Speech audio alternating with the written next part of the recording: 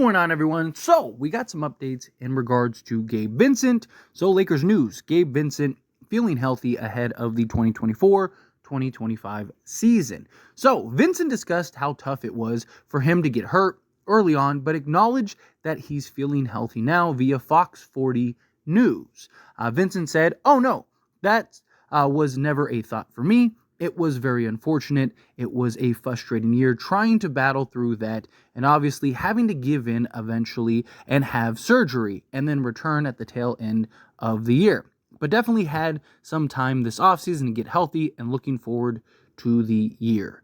So, look, Gabe Vincent, he was signed last season, and myself and many others were very excited for Gabe Vincent because he is that prototypical point guard that usually has a lot of success alongside LeBron James, right? A point guard that can be the initiator, that can kind of get the ball to LeBron, right? Because LeBron's going to be on ball, and then play off ball, hit the open three, but also be a point of attack and defensive guard. Think of, Mario Chalmers, Norris Cole, you have Avery Bradley, right? George Hill, like these type of point guards usually slot in very nicely and play very well alongside LeBron.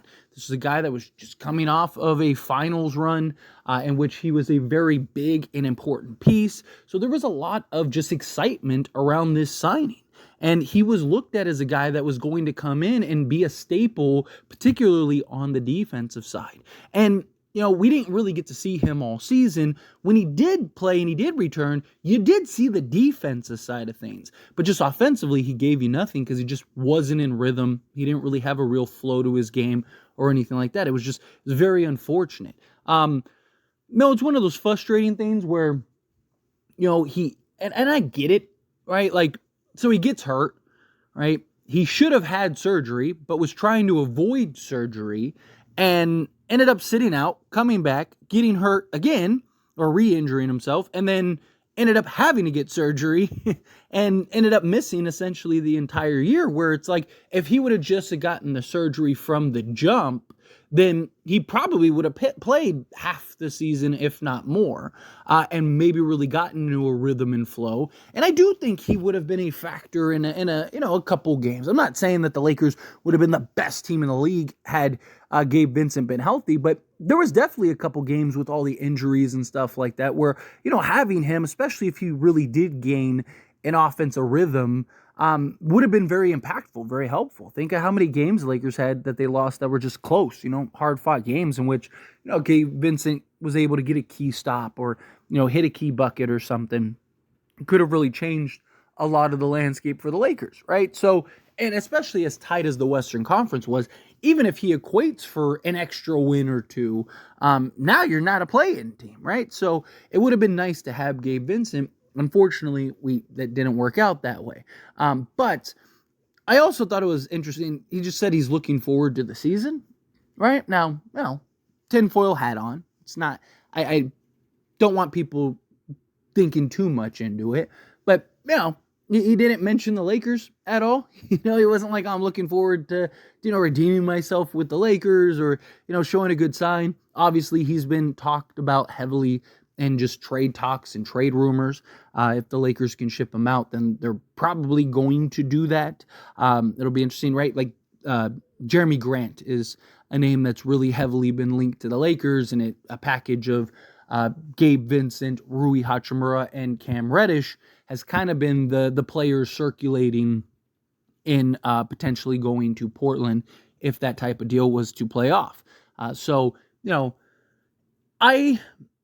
When it comes to trading him, obviously, again, if we can get a real upgraded piece, then yeah, trade him, right? I like the idea of Gabe Vincent, but I don't think he's untradeable, right? If you can turn Gabe Vincent into a center or a 3-and-D wing, right? Like if he has to be included to go get a Jeremy Grant or, a Cam Johnson or something like that, I'd do that all day, right? Like that's not even a question. But I also don't hate the idea of keeping him. I don't hate the idea of, like, if you were to trade, D'Lo and Rui and whatever else, keeping Gabe Vincent, particularly as that point of attack 3-and-D guard. Now, obviously, if we trade D'Lo, the big conversation's like who's going to play point guard for the Lakers, and that's where Gabe Vincent could potentially slot in. But also, I one of the big reasons I was excited for Gabe Vincent and him coming, because he kind of was like the Schruder replacement, right? You lost Schruder, but you were able to replace him with the Gabe Vincent. I liked Vincent because of the consistency, right? Like where with Dennis Schruder, he's kind of game to game a lot, right? Obviously, Gabe Vincent is the better 3-point shooter, but as far as Schruder goes, he's the more athletic, better at applying rim pressure. You can argue even like slightly a better playmaker, but neither guy I'd really call a playmaker, right? Can they make a play? Can they, find the open man, find the cutter, things like that? Yeah, sure. But to actually be a playmaker, they're not really great in that regard.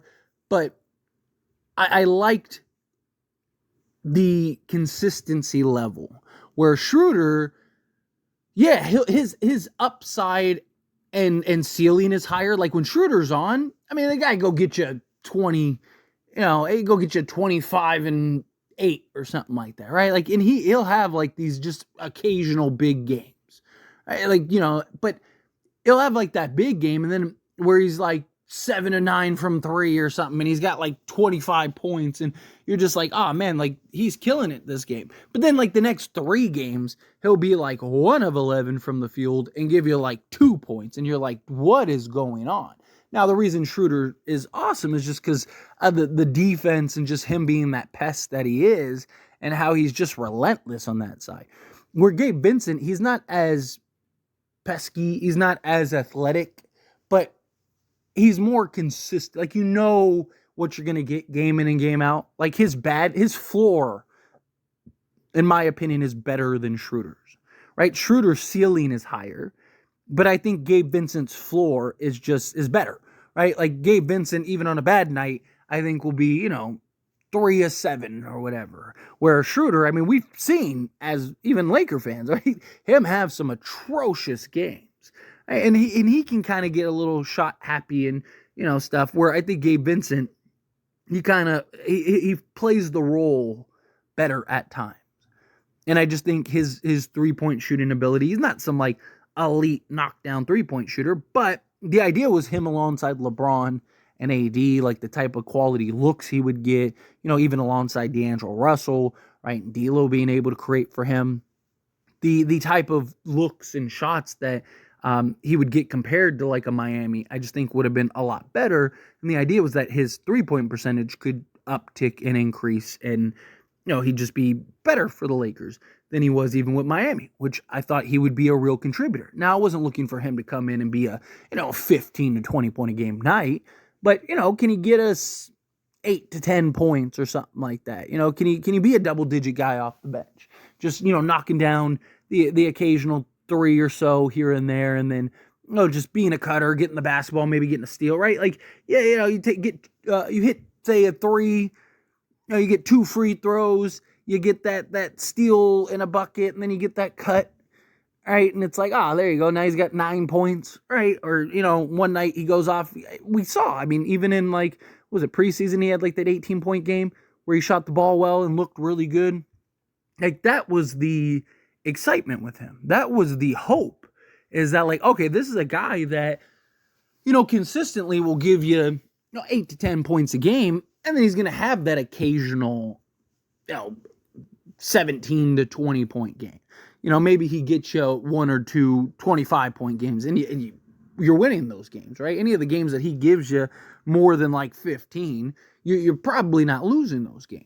So I really like the idea of him stepping in. Obviously, the defensive side of things was where we missed him most, right? Because we really needed him for just defensive purposes and just being that guy that could be out there and getting quality stops for us, and particularly just at the guard position, right? That was one of the biggest issues we dealt with just perimeter defense, and then just point of attack defense, right? Because we lost Schruder, didn't have Gabe Vincent, And, we also didn't have Jared Vanderbilt. And then Cam Reddish, he was really good. I mean, he was great early on. But then he ended up it was just like all of our defensive pieces just got removed. And it was just like, man. But I did like what we saw from Gabe when he did return, at least on the defense side. Obviously, offensively, he had his struggles. There was a stretch where he was like, 1 of 13, I think, something like that, is what he finished from 3-point range. And then he had that game where he hit, I think it was 2 or 3 or something like that. But, it was just, he never was really able to get into that offensive rhythm. But you saw the defense, you saw the defensive potential. You saw, this guy could be huge, right? You slot him alongside Jared Vanderbilt and Anthony Davis, we're getting some stops, right? Because, Jared Vanderbilt and Anthony Davis just by themselves equal a top defense in the league. You had a guy like a Gabe Vincent who, again, can get you some stops and play some defense out on the perimeter. You're probably top 3 defensively at that point. You could even right now have a defensive lineup where you're going Gabe Vincent, Max Christie, Jared Vanderbilt. You're probably going with LeBron James, which he can still lock down when he's focused. And then Anthony Davis, say 10 seconds left in the game, you're up 1, you need a stop. Gabe Vincent, Max Christie, Jared Vanderbilt, LeBron James, Anthony Davis out there, or even Cam Reddish. You can throw Cam Reddish out there, and just go get a stop, right? That was the idea. That was the vision last year. It was man, we got some real defensive pieces to add with the offensive pieces. Yeah, we don't have a lot of two-way guys, but you could have a nice balance, right? You could have Rui on one side and Vando on the other. So you got the offense and the defense, right? And then, you could have Gabe Vincent alongside Austin Reeves or D'Angelo Russell. You got the offense, you got the defense, right? That was the vision. But we'll see. We'll see how it plays out. Obviously, he could still end up getting traded. If he doesn't, I'd love to keep him. I'm not against it at all.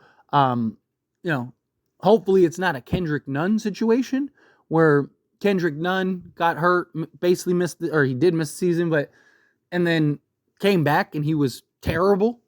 He was awful, right? The hope is that Gabe Vincent isn't terrible, isn't awful. Gabe Vincent's better defensively, so I know you'll at least get the defense side of things, where Kendrick Nunn was terrible offensively and defensively.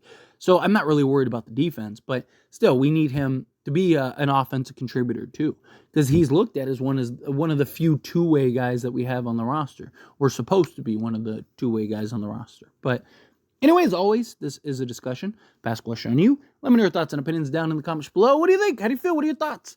You excited for Gabe Vincent this season? Do you think, he's going to get traded, he's gone? However you feel, whatever your thoughts are, I would love to hear it. So let me know down in the comments below. That being said, if you haven't liked this video, hit that like button. Helps me a lot. So we enjoy these types of videos. Truly appreciate it. Now subscribe channel, hit that subscribe button, turn on the bell notifications.